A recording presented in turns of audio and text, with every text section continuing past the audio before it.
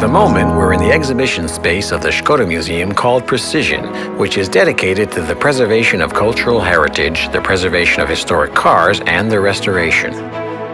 The exhibited car, the ŠKODA 422, made in 1931, is in its as-found, intact condition, not tampered with by a handyman. We call it a barn find, pulled out of the barn. It is relatively complete. It has almost all accessories from its era, so the restorer does not have to look for nearly anything and can start working. The restorer can also contact our ŠKODA company archive. It holds the production records of almost all the cars produced.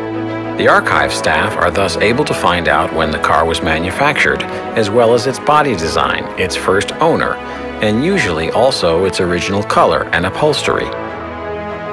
After carefully documenting the condition of the car before restoration, it is gradually dismantled, the body is removed, and the chassis and powertrain are disassembled, and then they are gradually restored.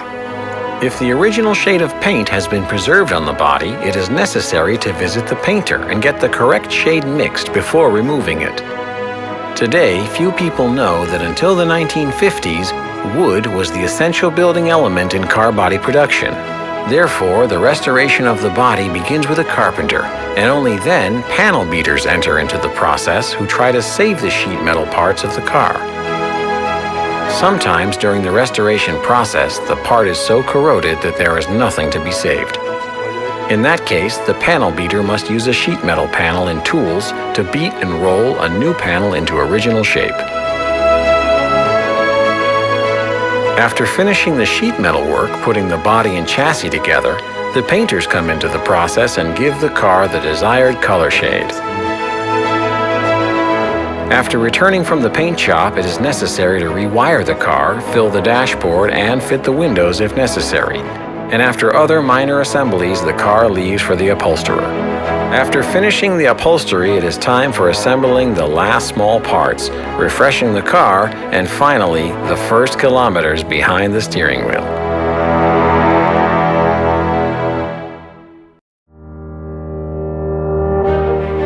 In 1925, after the merger of the Loden and Clement Car Company with the joint stock company, formerly ŠKODA Works in Pilsen, cars designed by Loden and Clement continued to be produced. However, in production, huge investments flowed in, new plants and new production shops were being built, and the construction department was not idle either. They were preparing new model series, including the 422, the 430, the 645, and the 860. For these models, the name was an abbreviation containing the number of engine cylinders and power output. So for the 860, ŠKODA's flagship car, it meant 8 cylinders and 60 horsepower. In the 1930s, smaller, cost-effective cars became popular. The company responded promptly and launched ŠKODA Popular. The design of the new car had a new frame with a central backbone tube. It was produced in several body versions. The most luxurious was this Monte Carlo Coupe. The larger siblings of the Popular adopted the successful design of the backbone frame. These included the Rapid, the Favorit, and the company's flagship, the Superb. After the Second World War, the company faced great changes. First of all, it was nationalized. Later, branch plants were set up in Wrocław and Kwaseny. Production began with the innovative Popular model branded ŠKODA 1101, known as the two-door. This was followed by the ŠKODA 1200 sedan, which was the first car with an all-metal body. Another type was the ŠKODA 440, which was nicknamed Spartak and was the direct predecessor of the ŠKODA Octavia, the first car bearing the name. It was produced in this version until 1964, and in the Combi version until 1971. And it was the last car to have a body on a backbone chassis. A major change in the design of ŠKODA cars took place in 1964. The entire engine and transmission unit moved from the front to the rear. Also, the body went through a major design change. It was self-supporting for the first time. The car was called ŠKODA 1000 MB, and it was produced in a 4-door version, as well as in this attractive 2-door MBX version.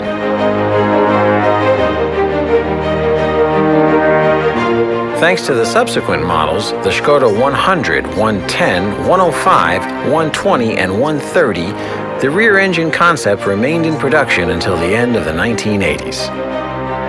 By the 1980s, it was clear that the concept of everything at the back was outdated. Therefore, the company developed an entirely new car.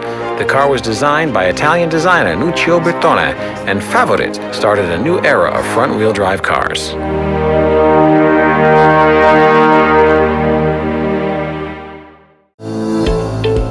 Since the very beginning, the ŠKODA Auto car maker based in Mladá Boleslav has been associated with ingenuity, inventiveness, and technical skills, to which the Technical Gallery exhibition in the ŠKODA Museum is dedicated.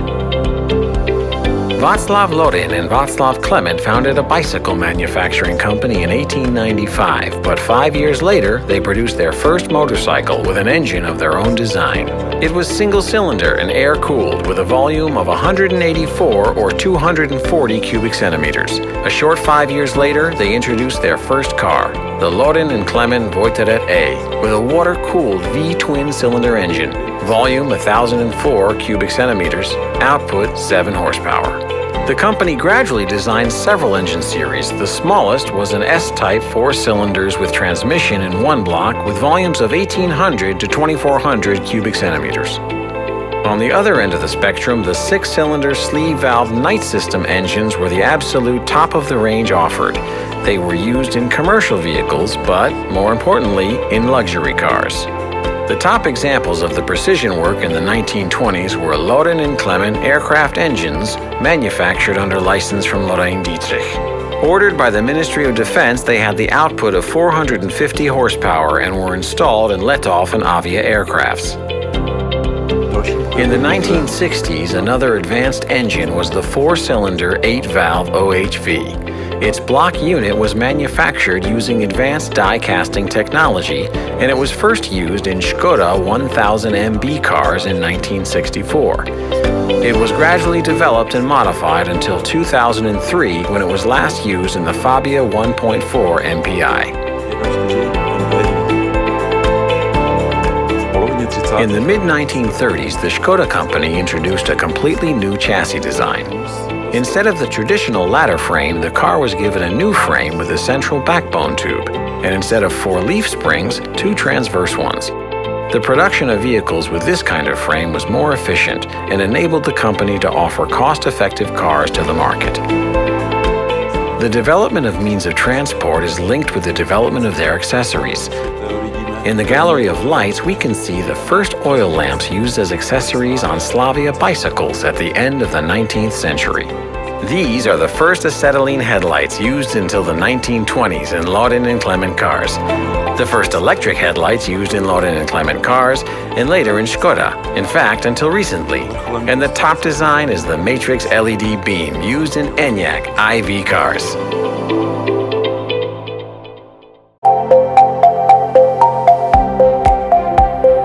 The ŠKODA Favorit is a fundamental model, a fundamental milestone of the ŠKODA car company.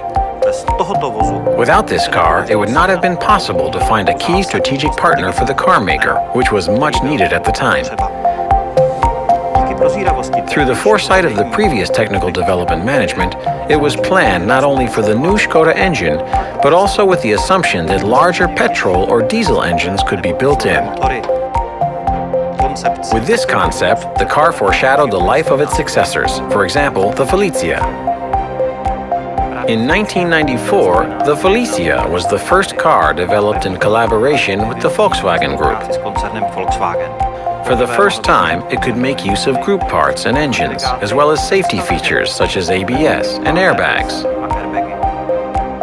The car maker kept the design, which the Favorit foreshadowed in 1987 until 2001. In fact, the first completely newly developed car using computer design technology was the Octavia in 1996. To this day, the most successful representative of our model range. In addition to the liftback, the Combi version had started to be produced. Today, there are other versions for different designs of RS or Scout for off-road conditions. Here is a little-known prototype called Country. In 1999, the modern Fabia was added and later replaced the Felicia. Several generations of Fabia have been produced to this day. In 2001, our flagship model, the ŠKODA Superb, was launched.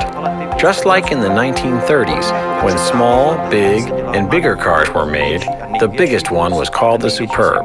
This car, too, is the top of our product range.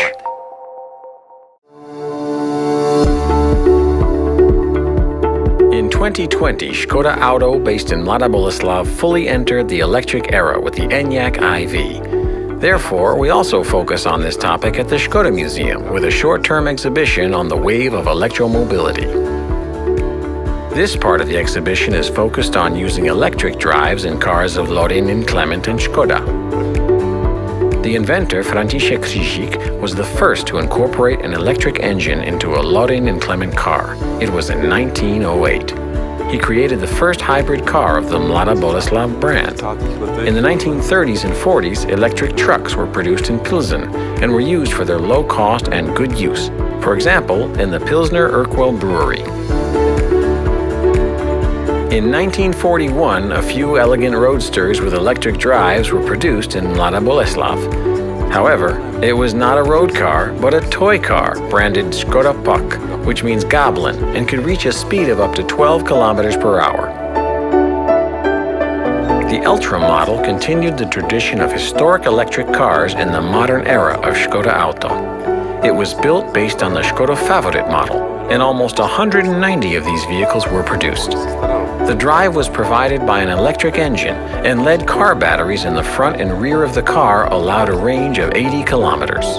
The Ultra was originally created for the Swiss market, but it also found customers in other European countries. ŠKODA Auto in Mladá Boleslav and ŠKODA Pilsen, with its branch in Apelvice, joined forces to create it. In 2010, a series of 17 electric test cars were built from the second generation of Octavia Combi. The Octavia Green E-Line had a range of 150 kilometers, and the company examined the possibility of using an electric drive. The current electric era in the ŠKODA Auto company was launched in the wake of the iV brand, which was first introduced in the Vision iV study in Geneva in March 2019. iV covers both electric cars and plug-in hybrids. In 2019, the ŠKODA Citigo, a small city car, switched completely to electric drive. Its fully charged battery allowed a range of up to 256 kilometers. At the same time, the Superb iV, the flagship, and the first plug-in hybrid model of the ŠKODA brand was introduced. This was followed by the fourth generation of the ŠKODA Octavia and also a plug-in hybrid version. The Volkswagen Group has developed a new modular platform called MEB, which is designed only for electric cars. And on this basis, a new car called the Enyaq iV, produced in Mladá Boleslav, has been built.